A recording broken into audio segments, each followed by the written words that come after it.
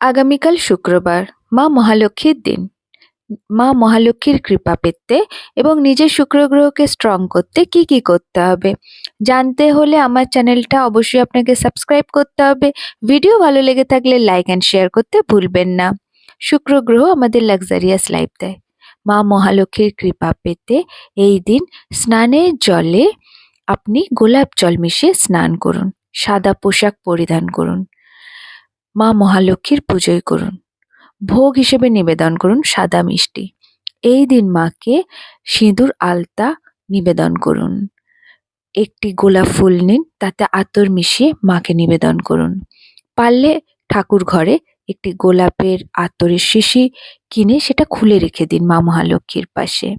মায়ের সামনে এদিন ঘিয়ের একটি প্রদীপ জ্বালান এবং প্রদীপের মধ্যে দিন দুটো এলাচ আর একটা বাতাসা। মা মহালক্ষ্মীর বীজ মন্ত্র ওম শ্রীম মহালক্ষ্মী নমঃ জপ করুন কমলগাট্টার মালাতে। শুক্রবার দিনকে নিজের শুক্র গ্রহকে স্ট্রং করতে আপনি বেশি করে পারফিউম বা গোলাপের আতর ব্যবহার করুন। হাতের শুক্র পর্বতের উপর আতর লাগান এবং ওম ভার্গবায় নমঃ মন্ত্রটি জপ করুন। মহাদেবকে গঙ্গা জলের সাথে আতর মিশিয়ে অভিষেক করুন। এতে আপনার শুক্র গ্রহ স্ট্রং হবে।